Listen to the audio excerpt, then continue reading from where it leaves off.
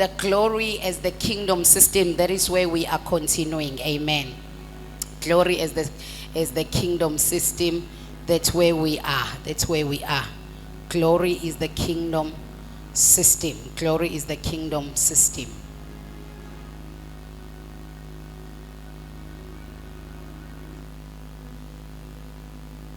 Luke chapter number 4, verse number 18.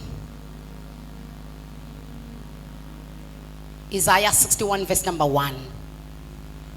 Father, we are ready for your word. Speak to us your word and change us and make us. In Jesus' mighty name, amen. Somebody read for me.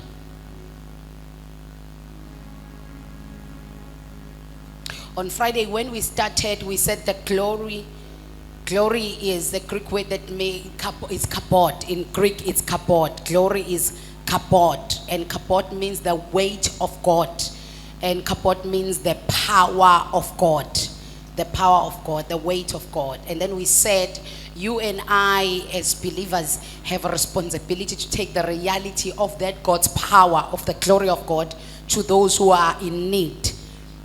And I think that's what I was saying about the 7 mountains of influence. We are taking the power of God to those 7 mountains of influence.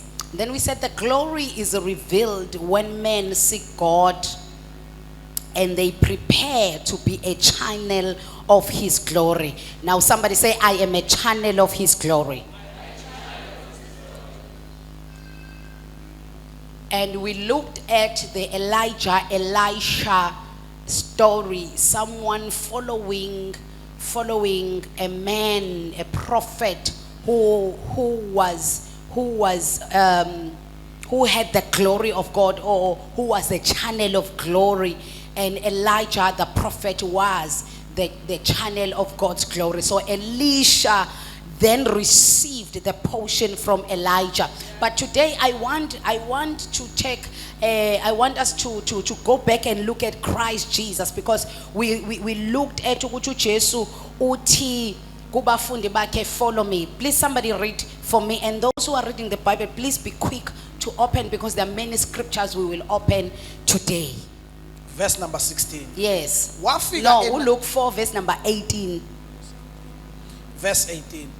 Umoya wenkosi uphezu kwami. Yeah. Ngokuba ingigcobile ukuba ngishumayele ivangeli kwabampofu. Can you read in English? This means the other microphone is already to someone who can read for me in English. Yes, verse 18. Verse 18. Yes, sir, ma'am. The Spirit of the Lord is on me. Yes. Because he has anointed me to preach good news to the poor. Just stop there. The Spirit of the Lord is upon me because he has anointed me. Now, glory is the anointing, because anointing is the power of God. So glory is the anointing. I want us to trust those who are reading the Bible, so everybody can just look at me. The glory is the power of God. The glory is the anointing. The glory is the weight of God. So Jesus is saying, the Spirit of the Lord is upon me, for he has glorified me. He has anointed me. He has given me the power. That's what Jesus is saying. Yes, ma'am. Because he has anointed me to preach the gospel to the poor. He's given me the power to preach the gospel. So this power or this glory, whenever it is channeled to someone, there is a reason for the glory. Amen. So akekho umuntu oba noma ngithi othwele inkazimulo singekho isizathu sokuyithwala. So it's not for decoration. That is why inkazimulo in the Old Testament beyigcwala the tabernacle, beyigcwala kwisakhiwo kwi4 walls, beyigcwala in the temple, and the sick will be healed. The lame will walk, because whenever there is glory, there must be result of the glory. But now in the New Testament, the Spirit of God, because as Christ is saying, the Spirit of God has anointed me, it is the Spirit that channels the glory. So in the new agreement, the glory now dwells in the body. Noma it dwells where the Spirit of God dwells. Ngikhona ngithi bazalwane. So why unenkazimulo oyithwalayo? Why are you a cupboard carrier? Why are you a weight carrier? Why are you the power of God carrier? Why a person can carry the anointing? It is to preach the gospel to the poor. And on Friday we checked ukuthi bazalwane, the poor, that doesn't mean monetary value. Amen. Preaching the gospel to the poor, yes. He has sent me to heal the brokenhearted, to proclaim liberty to the captives, and recovery of sight to the blind, to set at liberty those who are oppressed. Amen. So Jesus is now listing the reasons why he is carrying the glory. Hebrews 1 verse number 3. I'm just giving a background for those who were not here on Friday, so that they can go with us. Because today we have to check the following. Verse number 3. Yes, ma'am. Who being the brightness of his glory and the express image of his person, and upholding all things by the word of his power, when he had by himself purged our sins, sat down at the right hand of the majesty on high. Verse 4. Please read for me from this verse number 3 phela. Yona ethi ingukumenyezela kwenkazimulo yakhe, ifuze yena uqobo, iphasa konke ngezwi lamandla ayo, isiyenzile ukuhlanzwa kwezono, yahlala ngakwesokunene somkhulu kweliphezulu. They speaking about Christ, ukuthi he became the announcement of God's glory. Jesus became a spectacle of God's glory. Jesus became uJesu uqobo lwakhe uKristu waveza inkazimulo kaNkulunkulu ezweni. So kukhulunywa ngayo ukuthi namhlanje uhleli ngakwesokunene. So how did Jesus become a spectacle of glory? How did Jesus show the glory of God? How did Jesus show the weight of God on earth? Uma ufunda iBhayibheli bazalwane, lizokunikeza ama miracles that were performed by Christ. Now Mark chapter number 4 umfika uJesu, he's calming the storm. Ngesikhathi ethulisa isivunguvungu, he was making the glory to be a spectacle. Nikhona bazalwane. Inkazimulo kaNkulunkulu ngesikhathi uJesu ethulisa isivunguvungu, amaza nolwandle lumlalela lungabe lisaqhubeka nokungena esihebheni. La ngaleso sikhathi ababehamba noJesu babona inkazimulo kaNkulunkulu. Yingakho ke sebebuzana bethi, what manner of a man is this? Because he is a man like every other man, but the glory distinguishes you from the rest. They have seen uJohane uMbhaphatisi. They have seen uJohane, ngithi yena wamemeza ngoKristu engakafiki. So they have seen uJohane uMbhaphatisi. They have seen they have heard about our prophet Jeremiah. They've heard about our Elijah. Ebesikhuluma ngaye ngolwesihlanu. They've heard about our Elisha. But what made them wonder and have this question, what manner of a man is this? Then they say, because even the sea can obey him. It means inkazimulo distinguishes you from the rest. So they saw the glory. Jesus became the announcement of God's glory. When he performed that miracle, they didn't see uKristu akade behamba naye. In the book of Matthew chapter number 14, umfika uJesu ukhuluma nezixuku khona lapho uthi abantu sebelambile, more than 5,000 people. And lithi iBhayibheli wathi ubani ophethe ukudla kathi khona umfana ophethe olofa about 5 bread and 2 fish. And iBhayibheli lithi ngesikhathi ethatha lezi zinkwa, because I am showing you what the power of God can do, what the glory can do. Nikhona ngithi bazalwane. Now I don't want to use the word glory right now, so I want to say the power of God. You know, when I'm saying the power of God, I am saying the glory of God. So when Jesus took the loaves, babe about 5, nezinkwa zaziwu2 kodwa kuthiwa wanikeza wathi yabelana abantu badle. Now asiveze lo mlungisi ukuthi olofu bande ngesikhathi besesandleni noma bande ngesikhathi se distribution. But what we know is we see the glory of God multiplying food. So umuntu othwala inkazimulo wakwazi ukukhuluma nolofu abawu5 nofish abawu2 and they multiplied as they were busy giving to people. But look at this, it was not Christ who was carrying the loaves and giving them to people. He gave them to his followers, and his followers, as they were taking the loaves to the people, the glory was channeled from the carrier to the disciples, to the hands of men who were receiving food. Ingakho kwi-Old Testament inkazimulo yayiqala e-altari kodwa besiyahamba ichanele igwale indlu yonke. Ngithini ma kingdom citizen, you will never follow a man who is carrying the God's glory and the glory is not channeled to you. It is impossible. Kwi-Old Testament inkazimulo yayiqala e-altari kodwa kuthiwa yayibisibonakala yehla bese kuthiwa yagcina isigcwele indlu yonke. Inkazimulo akwenzeki ulandela umuntu othola inkazimulo bese ingachanelwa ngolesihlanu sambona uElisha ethola lento akade ilandela nikhona abazalwane.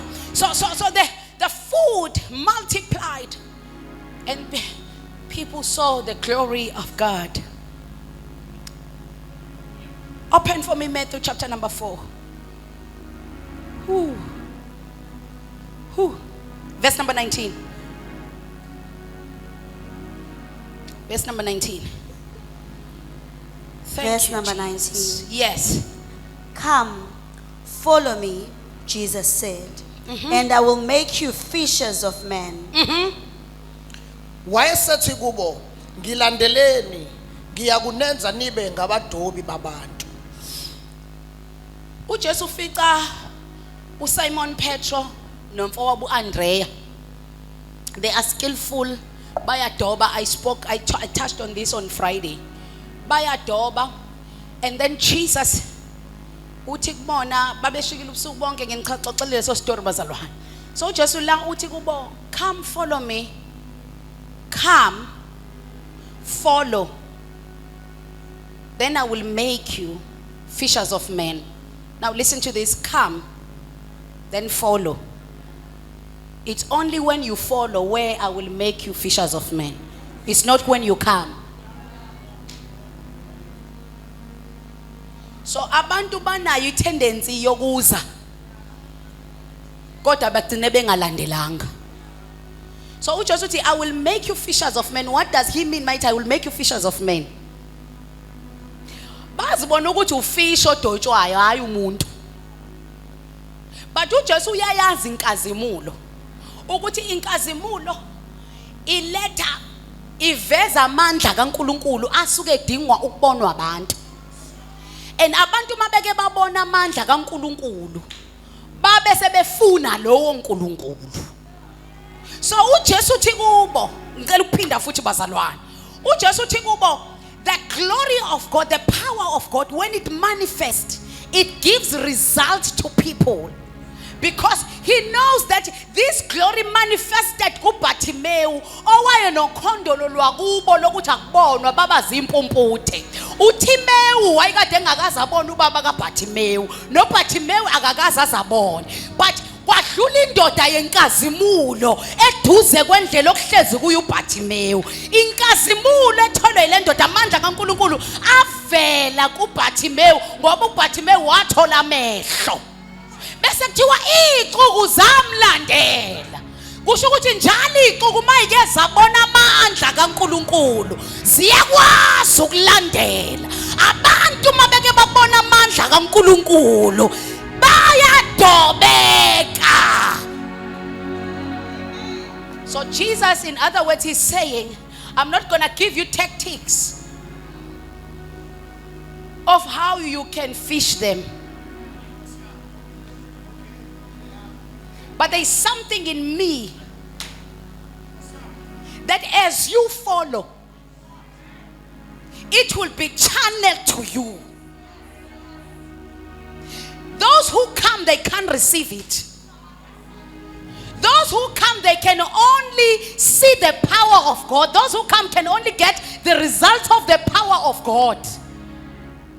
But I want something better for you, Andreas and Simon Peter.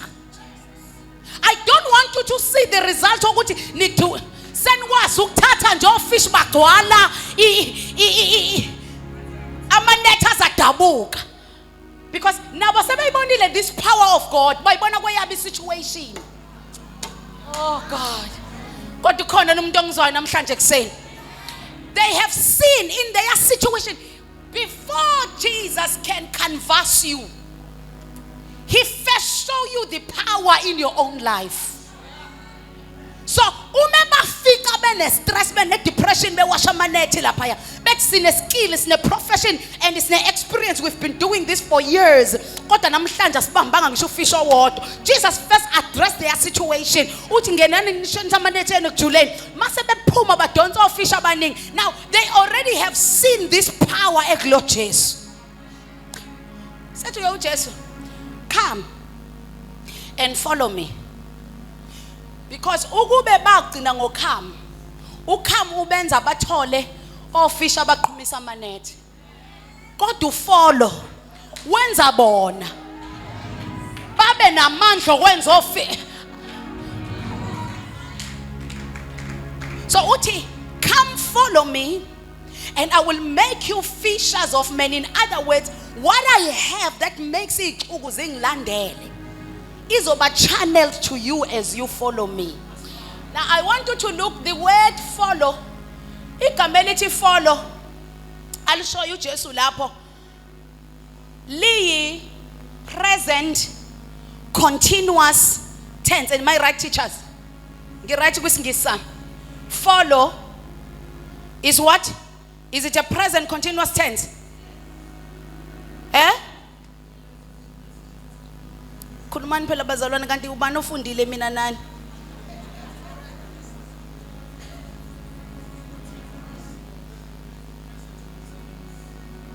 Follow is a verb, ne? It's transitive.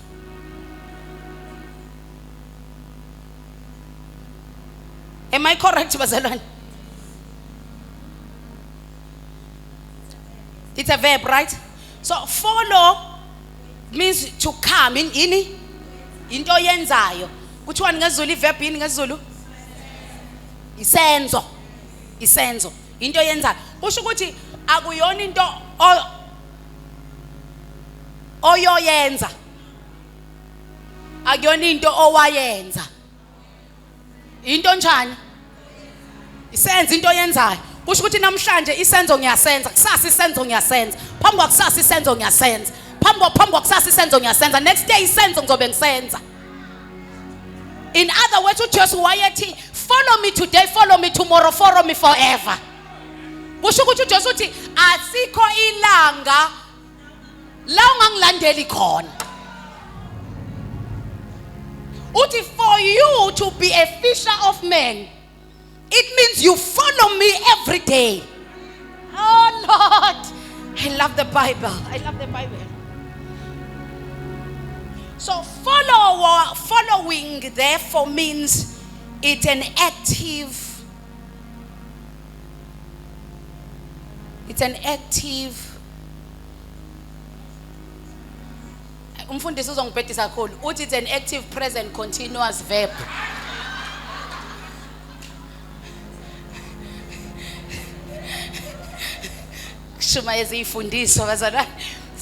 So following is senza each and every day. Let's just say it like that, bazalwane. And kona ngithi bazalwane. So uJesu uthi ke, come, follow me, and listen to this. And I will make you fishers of men. I will. So will lapho is future. I will. So as you follow me from today, it doesn't mean ukuthi ngokungilandela namhlanje uzoba umdobu wabantu. and akabaniki time frame yokuthi kuyoba nini la sewuba umdobi wabantu khona. Kodwa uthi I will, it's a promise, it's a guarantee. I will make you the fishers of men. So it means Andreas no Simon Peter ngalona kwakumele benze sober decision. Uma simlandela silindela ama result namhlanje. Kodwa sikwazi usithembisile ukuthi soba abadobi babantu. Uma simlandela kuzomela silahle profession yethu yokudoba ofishman.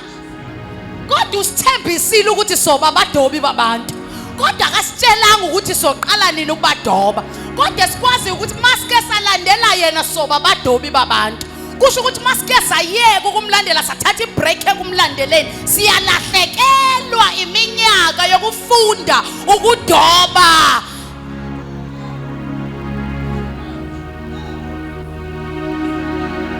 You delay yourself. You delay yourself because kune module abefuna ukukufaka kuyona namhlanje. Ebingenza ukuthi kusasa uvela uqala ube umdobi. Kodwa manje wasuke wena wayidelay wathatha ibreak ekumlandeleni. So uthi follow me, I'll make you the fishers of men. Now oh my God, oh my God, oh my God. Matthew 16 verse 13 to 19. Ngakhathazeki bazona ngizawusibamba isikhathi. Matthew 16 verse 13 to 19. Yes, bane. When Jesus came to the region of Caesarea Philippi, he asked his disciples, "Who do people say the Son of Man is?" Ngicela ningibuke bazalwane. So they decided to follow him. Ingakho bethi Jesus ngelinye ilanga bake bamhlalisa bathi Jesus, we have left everything. We left everything behind and we followed you. Matthew chapter number 19 verse 27. But we have left everything and we follow. Basically, what shall be our reward? So last funda khona ke bazalwane sebemlandelile kuJesu. So ke bayamlandela each and every day. Then you start to hear ngabafundi bakaJesu ukuthi babeya naye mayisentabeni. uJesu wayisuke nabafundi bakhe eshumayela intshobela sentabeni ehamba asiweleleni ngapheshe unabafundi bakhe uhamba nabo manje because they've decided baze baba about 12 they all 12 of them bamlandela uJesu. And then they say uPeter ngelila ukuthi Jesus, we left everything. Yazi uPeter wayene right ngempela yokusho yokubuza ukuthi what shall be our reward, because lo muntu washiya iskill washiya profession washiya business lakhe. Lo muntu uma wayenesikebhe kusho ukuthi lo muntu wayenebusiness wayenesikebhe sokudoba. Yabona washiya business lakhe wamlandela lo Jesu so ingakho ebuza ukuthi we left everything behind. uLuke waye udokotela but we left everything behind and we follow you. And on Friday I did make a disclaimer yokuthi when I'm talking about following and I'm talking about the glory being channeled to you and people see as you have a responsibility to show people the power of God. I did make a disclaimer. It doesn't mean ukuthi nonke niyo babafundisi. Ngicela uqala ngisho nalabo bengekho akusho ukuthi manje sesiyoba abafundisi sonke siyomisa amatende. Kusho ukuthi la ngunurse khona ngideployiwe to show people the glory of God. La nguthisha khona I'm deployed. La ngumeselanda khona I'm deployed. La ngukeshiya khona I'm deployed.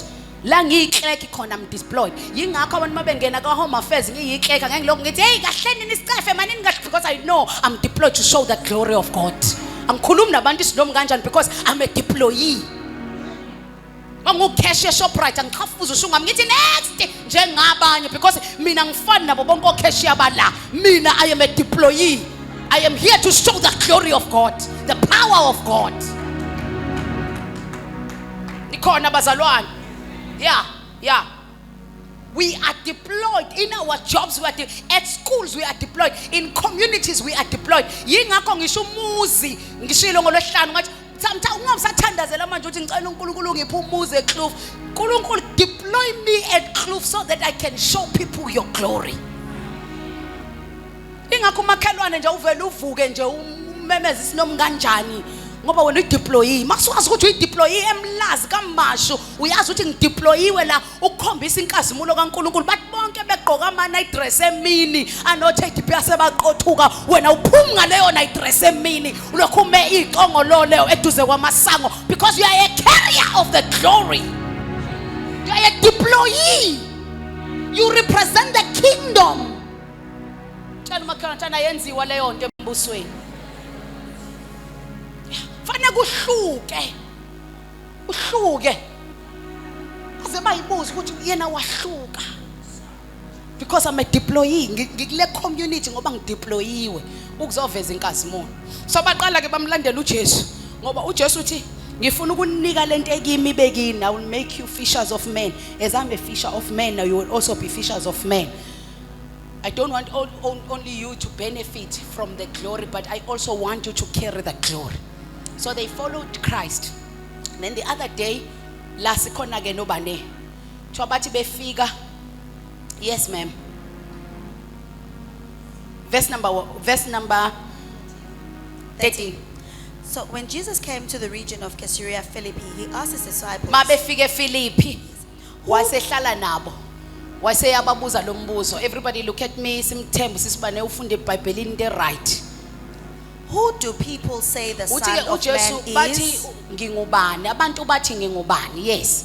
They replied, some say John the Baptist, others say Elijah, Yeah. and still others Jeremiah or one of the prophets. You know why abantu babephendula ngokuthi uJohn, uJeremiah, uElisha? It because babebona imihlola, babebone imandla kaNkuluNkulu ayenziwa yilabo abantu ababamenshinayo. Base bebona noJesu naye enza izimangaliso njengabo. So engqondweni zabo okay kushuthi nalo it's either uJeremiah, it's either uElisha, uElisha uphinde wabuye. Nikhona ngithi bazalwane. Kusho abantu, so in other words abafundi bakhe ngoba manje usebasa ke kwilevel elandelayo. Uyakhumbula uthe come bafika wasethi follow, they started to follow him. So as they are following him, there is now a next level. Useyabathemba ngokulandela kwabo. Awubuke lo sethu seliyakuthemba yini izulu. Noma namhlanje uthemba, noma namhlanje uyalandela. Kusasa uye emadlozini. Namhlanje uyalandela. Kusasa uye enyangeni. Seliyakuthemba yini izulu. Selingakuthatha into the next level. Because before lento ezokwenzeka manje la, khona into efanele yenzeke. Khona i-transition okumele yenzeke. Khona i-channeling okumele yenzeke. Kodwa ngaphambi kokuba yenzeke, kwakumele baqale balandele. Bake balandela ethe asiwelele ngaphesheya yena walala kuyiphilo. Kwangena amanzi yena walala, wangavuka. Kuthiwa baba nokwesaba okukhulu. Kodwa bamshiyanga. Abamshiswa ngokuthi uke walala bona bengenelwa amanzi. Baqhubeka bamlandela umtshele lo sethu siyaqhubeka simlandela. Yasaqhubeka simlandela uJesu. Inkinga abantu abafuna ukumlandela uma kusadliwa inhlanzi ezimbili nolofu abawu5. Kodwa maseke kwangena amanzi ethunywe esikebheni bese befuna ukushiya lo abebemlandela bayofu. Usuyathenjwa yini amazulu ngokulandela kwakho?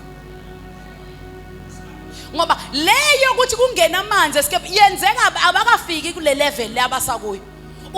Kusatestwa, uyazi kunezinto ezikwehlelayo kunamanzi angena esikebheni sakho kanti kutesta ukuthi ungalandela yini ngokulandela msindisi. Wena wachitha igazi bese kuthiwa noma abanye bekudela kodwa ngomsa ngizolandela. Uyabona lo obhale iculo uyazi ukuthi khona izinsuku abanye obulandela nabo abazomdela ngazo. Kodwa uthi mina ngiyanquma nje ukuthi ngizokulandela. Ngizokulandela noma amanzi angangena esikebheni wena ulele. Ngizokulandela noma izikhukhula singabona ngathi ifuna ukuwisa umkhumbi engihamba ngawe, wena ulele ungavuki. Kodwa ngizokulandela. Ngithini ma kingdom citizen? Uthatha isinqumo sokumlandela ukuthi noma kumnandi noma kwehlela noma kwenyukela kodwa ngizomlandela.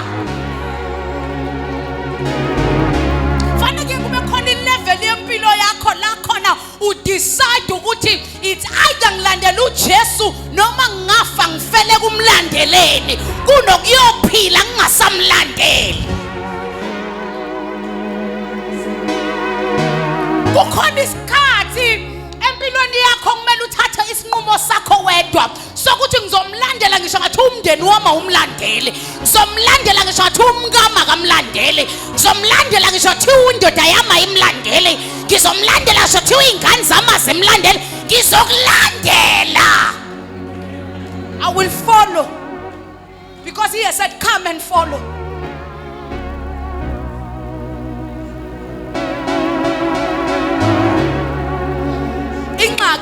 Inqaku kumlandela uma kumnandi.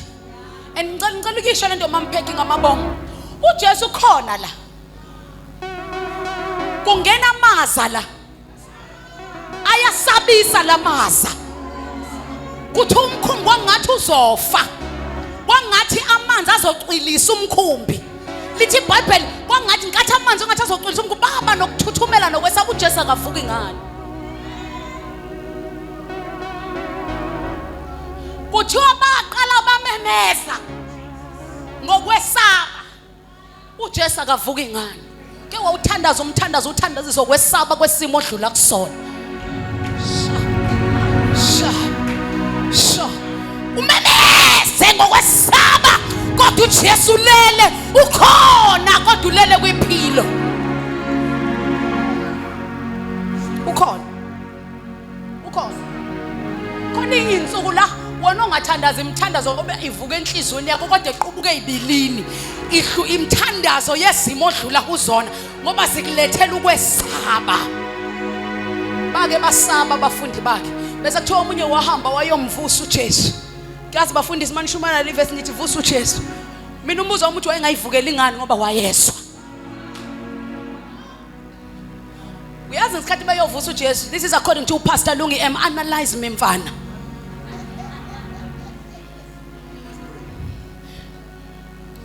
Ngesikhathi bayovusa uJesu kuthiwa wafike wamthinta wathi master ulala kanjani sifa na. Ngesikhathi emthinta come manyawosi lo muntu ngiyamlandela hamba nyawo sibhe phambili nyawo sibhe phambili bheka phambili bheka nje emehlaka bheka phambili nobuso bakho. Ngesikhathi ngimlandela akanayo isho ukuthi ngisamlandela yini according to Pastor Lungi. So ngesikhathi bese emkhunjini ilesi sikhathi wasamfundisi shumele nawe ngiyaxoxa nyawo ukuthusa kwipost yakho. Ngesikhathi belokhu bemlandela ngimlandela akanayo isho noma ngisamlandela ngithi okay. Ngesikhathi ngivukelwa izimo ukhona naye kodwa ulele. Woza ngapha mfundisi ukhona naye la angithi kodwa yena unjani ulele. Ngiyamemeza ngiyakhala ukhona kodwa ulele. So ngesikhathi lo mfundi eyomthinta uJesu weza uthi awukanti basalandela.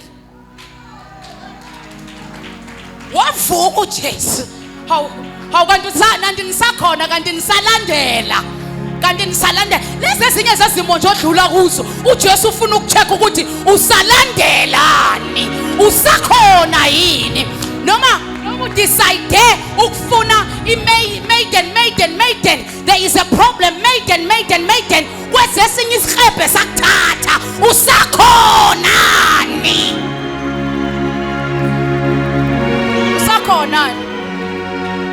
usakhonani athi ngitshela uyinkinga umzalwane omemeza maiden esikebheni esinoJesu ngoba uyafika ngempela umkhumbi ozomrescueisha ufika umsusi ngesikhathi umthatha lo mkhumbi umuse emkhumbini ongenaye uJesu kanti uthe come follow me come come follow me, come follow me, come follow me. Ungavumi ukuphuma esikebheni esinoJesu noma ngabe sizokusiza lesesilethwayo noma ngabe siletha usizo oluphuthumayo. Ungavumi, uthe come follow me. Come follow me. Come follow me. Lesikhathi ezo bemthinta wezwe uJesu awukweni basakhona kuthiwa mayevuka wathulisa umkhumbi. Ila bafike khona bathi what a man of a man is this, lenkazimulo iyasidida. Now ke usebaletha ke kwi level elandelayo. Awubuka makhathani, we are going to the next level. But please learn to follow. Selelo imzuzu embalwa seniyavala. Uyongcwela. We are going to the next level, but please follow. The glory is going to transit us. July, August, September, October, November, December. We are transiting, but please follow. In a problem, ngawe mongasalandeli ngenxa yephepho. Silandeli isiphepho sikhona. Believe you me mfundisi, I want to believe they did not know this capability of Christ ukuthi uyakwazi ukuthulisa isivunguvungu. So ngesikhathi bemvusa bathi inkosi ulala kanjani sifa na? Abasho ukuthi inkosi vuka uthulise isivunguvungu ngoba babengamazi ukuthi uyakwazi ukusithulisa. Kodwa ngesikhathi evuka bakwazi ukuba nendlela, bakwazi ukuvulelwa iwindi lokuba babone ukuthi une capability neyokuthulisa ivunguvungu. Angazi ukuthi yini odlula kuyona, kodwa ngithi he is capable nokuyithulisa. All you have to do, follow. Come follow. Come follow. Come follow. Uyabona lesi sicuku sabantu aba more than 5,000 asimazi ukuthi uyasithulisa isivunguvungu ngoba asilandelanga. Sagcina ngokufika kodwa silandelanga. Ungagcini ngokufika kuye kodwa landela. Follow. Follow. Follow. Follow. Uzoba njengamakholwa amaningi amazi ukuthi unamandla kodwa akaza wabona amandla akhe. Isizathu umazi ukuthi unamandla ngoba you came, but amandla akabonwa yilaba who can follow. Mabefika kule level elandelayo sethi ke uJesu bathi abantu ngubani, ngoba uJesu uthi seningilandelile isikhathi eside and you have heard people describing who I am. I'm going to get ahead of myself just a bit. Wonke umuntu omlandelayo uyabezwa abantu bathini ngayo.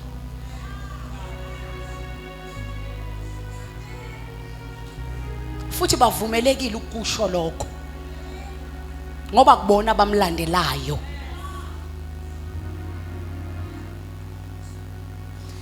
Noma ngabe baqinisile noma ngabe banamanga, bane right yokusho lokho abakushoyo. Wonke umuntu omlandelayo. So no Jesu uyayazi leyo nto. Yingakho mayiqale babuza akaqala abuza ukuthi nina nithi ngubani. Uqala ngokufuna ukwazi ukuthi senizwe maphi ama reports ngami. Bathi abantu ngubani. In other words uJesu uyazi ukuthi njoba ningilandela bonke abantu bayasibuka. Babuka mina babuke nani. Yingakho bezoza kini. Naku Elisha afika madodana abaprofeti. Azomxoxela ngoElijah.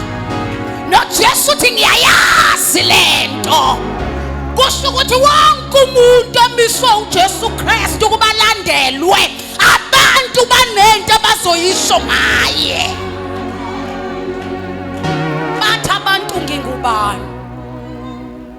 Bayashoka impendulo zokuthi cha sibezwile impela abashila. Ukube uwena ngendlela onamanga ngayo ubuzothi ngendlela abakuncoma ngayo ngakithi. usho uthi bhuka ndikwasendlini. So bayasho ke. Funda mfethu. But what about you? Nangoku Jesu. Asked. Usebalalelile. Oh, this was a gentleman. Wabanika ithuba balalele. Okay, abantu bathi. Now he wanna see ukuthi, oh Holy Spirit, as you have been following me, are you advised by the outsiders? As you have been following me, is your perception about me influenced by outsiders? Ungamlandeli umuntu. Ungamlandeli umuntu. Phinde futhi ungamlandeli umuntu ongamazi wena ukuthi ubani kodwa omazi ngama description abanye abantu. Ngishilo ngathi oqeda lenyanga kukhona ama resignations engwa acceptayo. Ungamlandeli umuntu. I description yakho ngaye iinfluencewa abanye abantu. Ngoba abanye abantu bavumelekile vele ukumusho ukuthi uba kodwa kubona abamlandelayo wena omlandelayo. Wena ombonile vula impuputha amehlo, wena ombonile eshintsha amanzi eba yiwayini, wena ombonile esindiswa abanoleperu, wena ombonile vusa indodakazi kaJairus ekufeni, wena ombonile ngoba wena wawukhona bona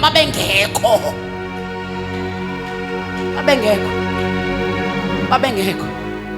So Jesus says, then I've heard what people say, who do you say I am? In other words, this answer will determine if you have to sit in this next table and will prepare. Funda mfethu. Simon Peter answered, "You are the Christ, the Son of the living God." Verse 17. Okay, ngicela ningibuke bazalwane. This is the same Simon Peter. Oshiya skill. Yeah. Oshiya business lakhe. Wamlandela. Uyamkhumbula lo muntu nje wabethe come and follow. Naye lo Simon Peter usho kuyena ngithi umzwile esho lo Simon Peter. So kusho ukuthi lo Simon Peter each and every day uqhubekile wamlandela. uSimon Peter ngoba umdobi kusho ukuthi umuntu oyistadishile altitude nemultitude yamanzi nama waves nemimoya nomoya newind kusho ukuthi ngesikhathi bese skebheni uSimon Peter ngoba ulijwayela iskebhe naye unaso uyazi ukuthi lo moya njengoba uza kanje lesi skebhe singagumbuka uqela kanje but uSimon Peter waqhubeka walandela yingakho uSimon Peter usethi you are the Christ, the Son of the living God. Lezi zinto zo-2 ihlukene. Yeah. The Christ and the Son of the living God. The Christ is the Savior. The Christ, the Savior, is the King, is the Lord. Christ means the Lord. Lord means the King. So lordship has nothing to do with religion, but it has everything to do with governance.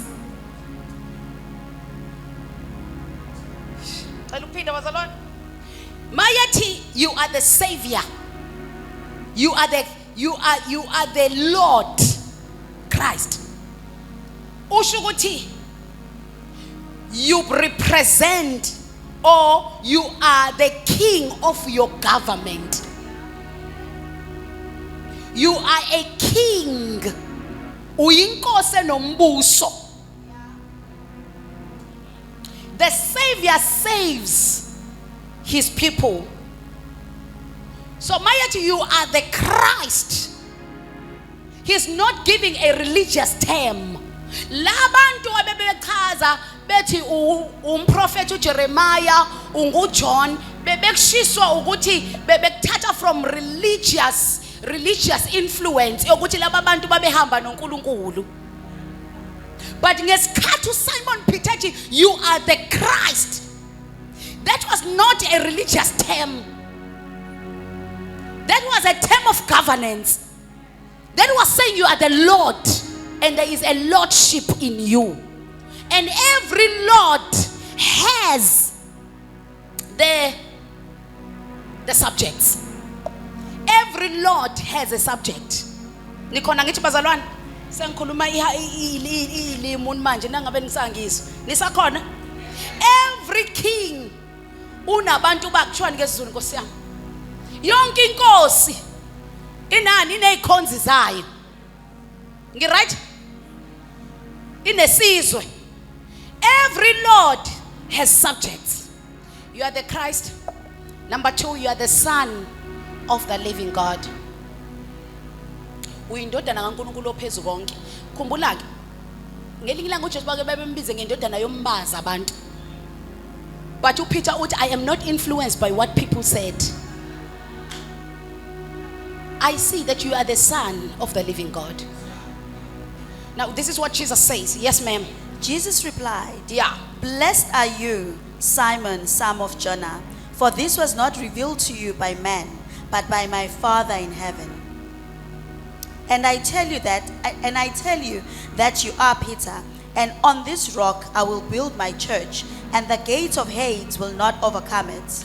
And upon this rock, upon this revelation, Peter, ongayambulelwanga inyama negazi. Mayithi uJesu awuyambulelwanga inyama negazi. Cela ngibuba bazalwane mayithi awuyambulelwanga inyama negazi lento. Akasho some mystery thing. Usho ukuthi nje ngempela akekho umuntu onenyama negazi oke wayisho lento. Angithi uqale wabuza abantu abanenyama negazi bathi ngubani? Bamtshela. So usethi ke uJesu lento le oqeda ukisho awuyambulelwa awuyishiwongo umuntu onenyama negazi oke wamuzwa. Usho ukuthi Peter outsiders has never influenced what you are confessing now. Kodwa lento ishoyo uyambulelwa ukungilandela. Ubaba osezulwini kathi ungilandela uyambule kuwe. So there is power in following. When you follow, you will discover things that other people never discovered.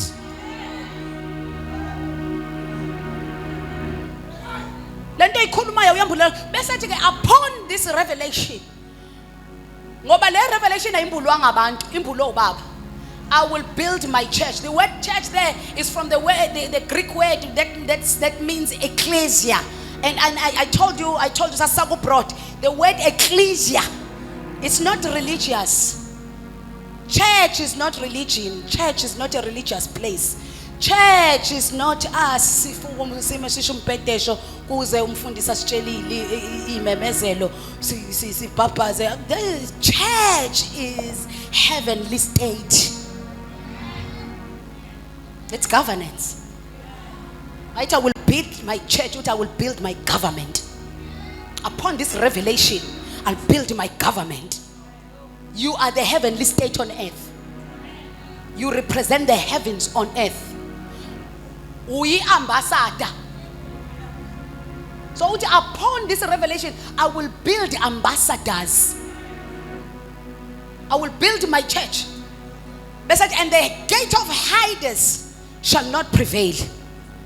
Now Jesus is talking about the body.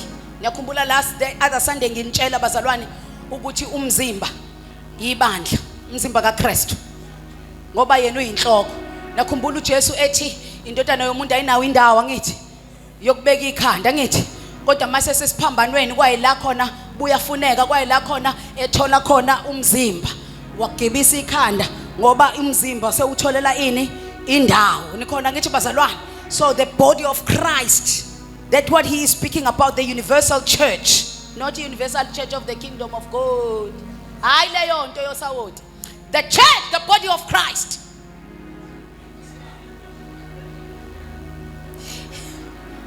Universally. No ngisho kanjani. Universally. Ngaze niye ku Smith Street nina ngiyanazi.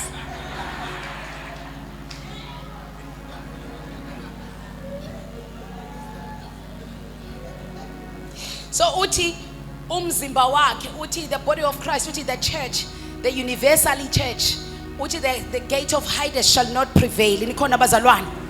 So how do we then become part of this of this body of Christ.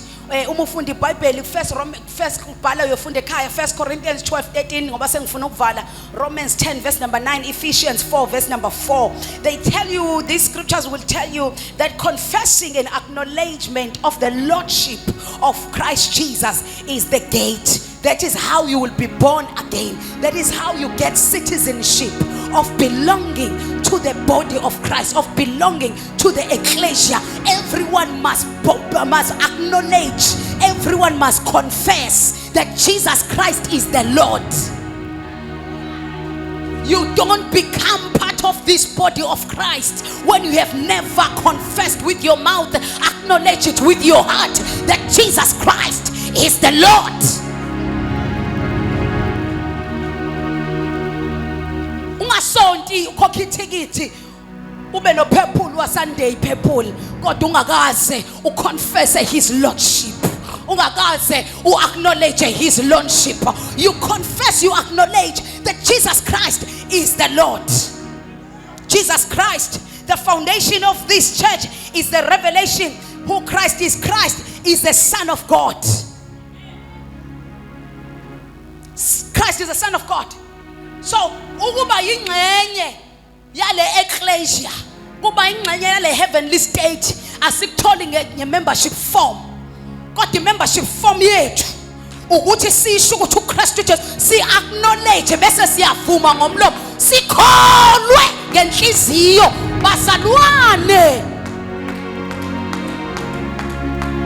Sikholwa ngenhliziyo. Yingakho uthi mawuyibuka ku live, uthi mawuyibuka ku TV, uthi mawuyilalela eradioweni, uzwe conviction enhlizweni yakho ukuthi nami uJesu ngingamthatha namhlanje. Kodwa udinga umuntu ozokonfessisa ngomlomo. Mbulaleni manithanda, ingakho ngingakholwa ilento ka touch your screen ukuthi uconfessani njengoba uthi ukhonza ku TV uthi sengikhathele yisonto ngikhonze eradioweni. Uconfessani who is helping you to lead you to confess the lordship of Jesus Christ. Because that is our membership form. In order for you to be part of the ecclesia, tshela lo sothani kuyavunywa ngomlomo. Hayi sivumo sokholo kodwa kuvunywa ukuthi uKristu Jesu uyinkosi. uKristu Jesu indodana kaNkulunkulu ophezulu konke. Upon the revelation that Peter confessed is the same revelation we are confessing each and every day, because he said upon it, upon that conversation, that confession. So the foundation is the confession.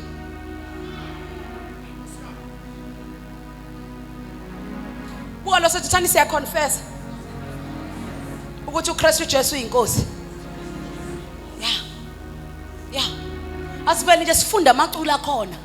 Sifunda imithandazo yakhona. Bese siyanikela. Sikhokhe nokwesho umsiqala ngokuthi masifuna ukuba ingxenye yalo mzimba. We come and follow. We confess that he is the Lord and he is the Son of God.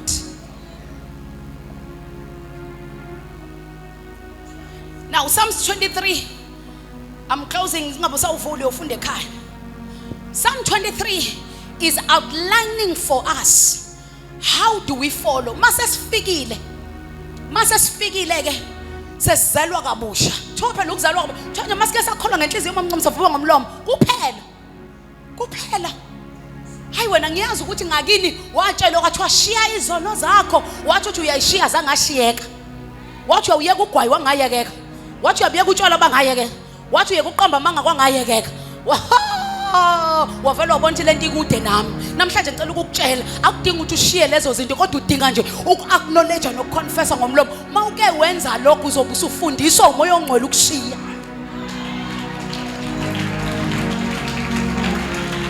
Kade uzama ukushiya kushiyeke. Ngithi mina veluze useza nakho, kodwa mawuke wafika kuye uzokufundisa ukushiya.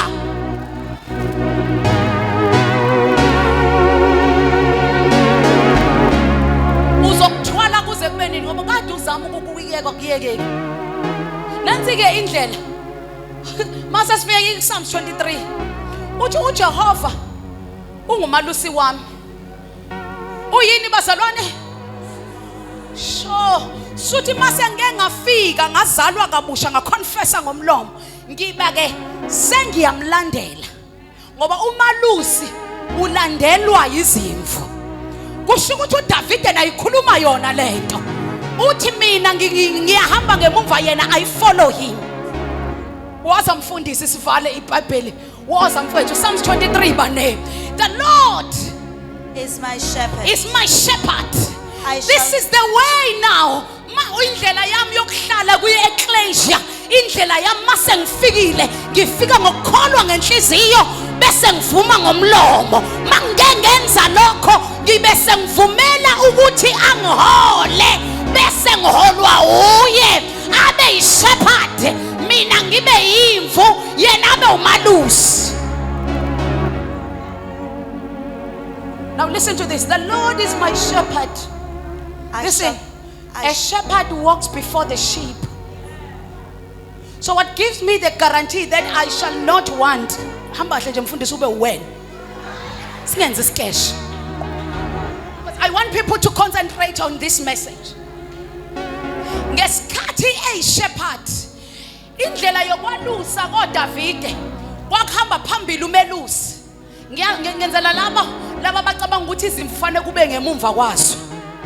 Ukuthi indlela yokwalusa umelusi ohamba phambili bese izimvu ziba ngemumva. So uDavide njengoba ethi the Lord is my shepherd, uthi the Lord is my shepherd, I am following the Lord. I have come. Yiphi indlela engifike ngayo ukuthi ngivume ngomlomo, ngikholwe ngenhliziyo bese ngivuma. There is a come. Now who's who come bazalwane? And you just come, follow me. Now who's who come? Ukufika. Come, fika. Ukufika. Ukukholwa ngenhliziyo ngivume ngomlomo. Sengifikile in the ecclesia. Mase ngifikile I follow. I follow the Lord who is the shepherd. Because I'm following the shepherd, I shall not want. He makes me lie down in green pastures. He does what? He makes me lie down in green pastures. He does what? He makes me.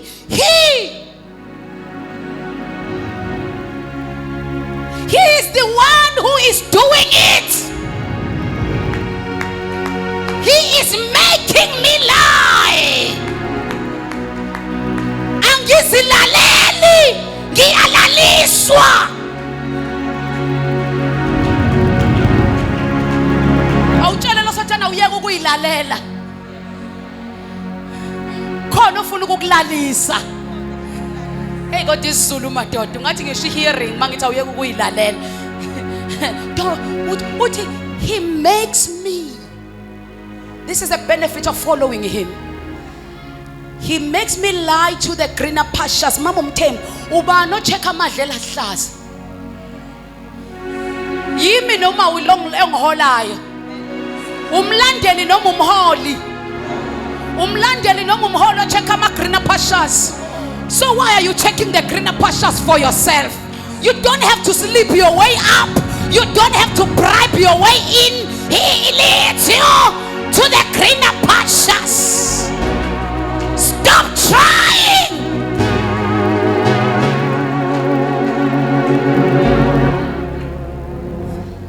He makes me sleep in the greener pastures. He makes me lie rather in the greener pastures. Kusho ukuthi ufika check amadlela wathole. Bese ngathi lala kodwa angenze. Phinde futhi akasho ukuthi ungitholela amadlela bese ethi angilale. Kodwa uyena onjani ongilalisayo. Oh sanibonani ma kingdom citizen. Kumnandi kumlandela ngoba uzokulalisa emadlelweni ahlaza. Mayethi mlungisi, he makes me lie in the greener pastures. Kusho ukuthi uthi asewatholile amadlelo kube uyo ongenzela indlela yokungena kuwo. Ucabanga ukuthi waqashwa kanjani kulowo msebenzi nge-interview ngoba wena wayibona ukuthi awushayanga ngendlela bonke ababe expecting ngayo. He made you lie. Uyangilalisa emadlelweni ahlaza. Yes, ma'am. He leads me beside quiet waters. He goes and check the quiet waters. Then he leads me. Oh God, he leads me to the quiet waters. I get refreshed. I get fulfillment because he is leading me. That's a benefit of following. Yes, ma'am. He restores my soul. He restores my soul. So as I am following him, there are things he is busy doing in my life. Ubuyisa ukuphila kwami kwi-cancer ebingaqedwa ugwayi, ibingenziwa ugwayi. Akubuyisa ukuphila kwami, ngibona ugwayi angisawufuni. Ubuyisa ukuphila kwami. Utshwala bekuzongenza ngibe kwi-car accident. Ngivele ngilahla abangani aba-wrong ngiyeke ukuhamba ngiyogroova kanti uye ubuyisa ukuphila kwami. Ukuhambe ngilala bekuzongenza ngibe nengculaza ngisheshe ngife kanti uyi buyisa ukuphila kwami. Kunezinto esiyiyekayo hayi ngoba inyama yethu ikwazi ukuyiyeka kanti uyi buyisa ukuphila kwami ekubhutshisweni. He restoreth my soul. Restoreth my soul. Ingakho into oyiyekiswe uye awustruggleish ngayo. Yes, ma'am. He guides me in paths of righteousness for his name's sake. He guides me in the paths of righteousness. Uyangihambisa endleleni zokulunga. Mina ukulunga ngikwazi. Kodwa yena uyangiholela endleleni zokulunga ngenxa yegama lakhe. Lalela ke. Kodwa isikhathi sami madoda. Ungiholela endleleni zokulunga ngifuna nje leyo party. Ngiholela endleleni zokulunga ngenxa yegama lakhe. Yesiqedela memqedela. Even though I walk through the valley of the Matthew 28 verse 20 mlungisi. Even though I walk in the valley of the shadow of death, yes. I will fear no evil. I will fear no evil. For you are with me. Yeah. Your rod and your staff, they your comfort rod me. And your staff. He leads me in the ungiyangihambisa endleleni zokulunga. Bese athi intonga yakhe nodondolo lwakhe liyangiduduza. Lezi izinto kunendawo etholakala kuyo. Le ndlela kulida ngayo. Funda mfethu, funda mlungisi lelo verse, funda lelo verse 20, 28, 20. Matthew 28 verse 20. Yeah. Teaching them to observe all things that I have commanded you, and lo, I am with verse 19. you. Go therefore and make disciples of all the nations. Yeah. Baptizing them in the name of the Father and of the Son and of the Holy Spirit. Right. Teaching them to observe all things that I have commanded you. Vala. Intonga yakhe nodondolo lakhe liyangiduduza. Uyangihambisa endleleni zokulunga. Then bese kuba khona abantu abathunywayo ukuthi sithi mase sikwi ecclesia, mase sikwi body of Christ, bese kuba khona abantu abathunywayo kuthiwe kubo go and make people my disciples. Kuthunywe laba bantu bese kuthiwa umsebenzi wenu ukuba niyobasiza ukuba confess the lordship of Jesus Christ. Uma sebe confessile the lordship of Jesus Christ, teach them, baptize them. Bese teach them.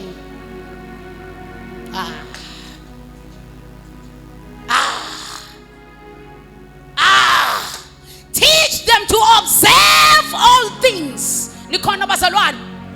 Teach them to observe all things.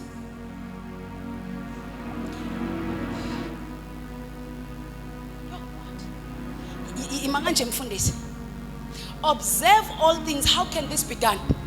It is impossible to teach people to observe all things without assembling them together. Abantu bonke abavumela baconfessa ilordship of Jesus Christ bawumzimba kaKristu.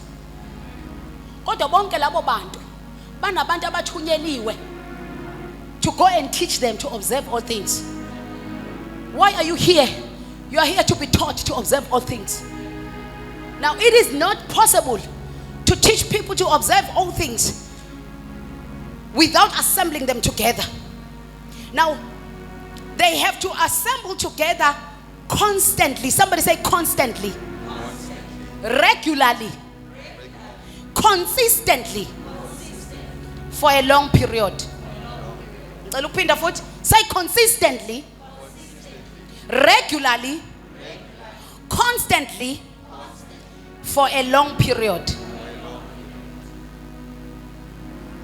This results to local churches. We all belong to the body of Christ. Now, can I scratch out that myth that I don't need the four walls of the church? I can follow God on my own. Can I scratch it out of your vocabulary if you are a kingdom citizen? Can I scratch out of your vocabulary that you don't need to come and gather? Because you can know God for yourself. Can I scratch it out of your vocabulary? We assemble together constantly, consistently, regularly, so that we can be taught to observe all things. We are taught his rod and his staff. He can only give you his rod and his staff in a teaching. He can lead you to the righteous, to the path of righteousness. He can only lead you to the path of righteousness through teaching. Somebody say teaching. Ukufundiswa indlela zakhe zokulunga. Phinda futhi ubuke lo muntu andidinga ukufundiswa indlela zakhe zokulunga. So a local church is a group of believers who assemble under a specific vision, often an individual that has been called, sent by God to preach the gospel. Ama local church bazalwane akhona naseBhayibhelini. Let me scratch another myth evukile kulezi insuku zokuphila kwethu. You don't need a local church. Local church is not a fundraising place for pastors for money. Local church is not a place of fundraisers. Local church akuyona indawo ye fundraising. Kuba kulokhu kungenilwe nje lokhu kuya fundraiser. Lokhu kungeniwe kuyoze kuyophunywa kuya fundraiser. Local church is a place of people being taught to observe all things. Local church bazalwane akuyona into eqala namhlanje.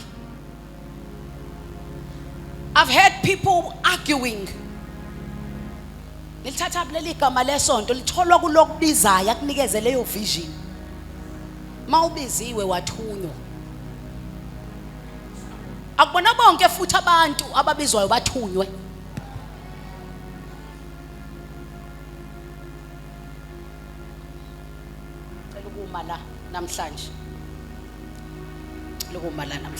A local church is a place for you to be taught to observe all things. Why do I go to Kingdom Life Ministries International?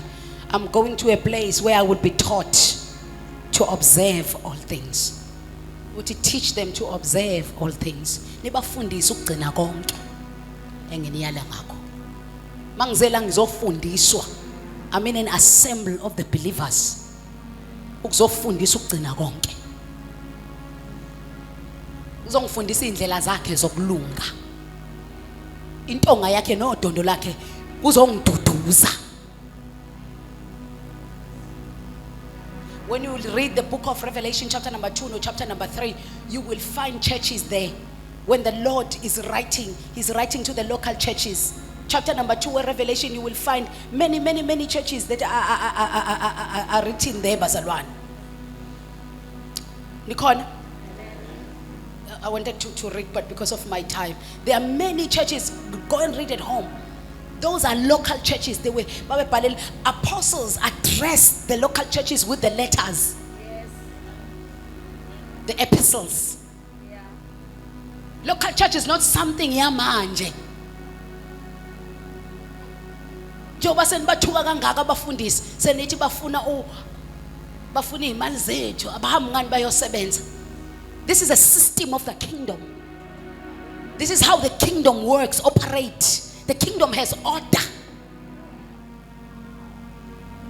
All people in Russia, Asia, South Africa, Malaysia, Zimbabwe, Mozambique, all people who have confessed and acknowledged the Lordship of Jesus Christ, they belong to the body of Christ. But we belong to different local churches. Samba ngivale ngokuthi ngoba ngizoqhubeka next Sunday. Umzimba uKristu uyinhloko. Umzimba, the body, the universal. Umzimba unesandla, unengalo, unamahlombe, unemathanga, unamadolo, unemlenze, unezandla, una yonke into oyibonayo. Unamehlo. Oh, okay, so ayeke. Ngoba sekhanda ngamabomo. Unentamo, ne? Bese kuba khona lezo ongayibone ngaphakathi, unama intestine. Unama livers. Uneyicube eziningi ini. Yini yonke lento? Nama intestine njobe ngaphakathi ayini? Yonke lento ingxenye yani? Now I want you to use your common sense. We are the body of Christ. Everyone born again. But we belong to different parts of the body. Mhlambi kingdom life isandla. Mhlambi ngama intestines.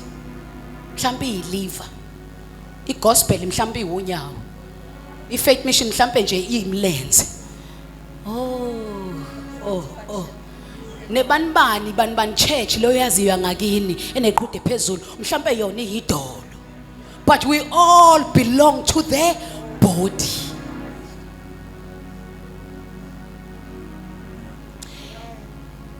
Uma uzipho lo ubhozo, ngithi ubhozo, ubhozo lo lapho onyaweni bese esandleni kuthiwe yini le, kodwa onyaweni yini, kodwa kucishe kufane, kodwa lokho kusenyaweni yini, lokho kusesandleni yini. Uma ubhozo ungasuka uhlale la esithupheni, singathi umfundisi unjani, ukhubazekile. Ngithi uma kingdom life isandla,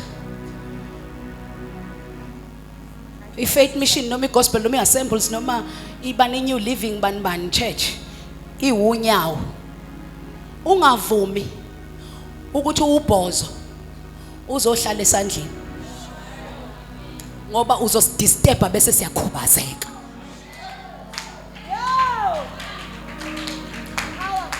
Ubhoza uhlala enyaweni, isithupha sihlala esandleni, but we all belong to one body. Can we stand on our feet?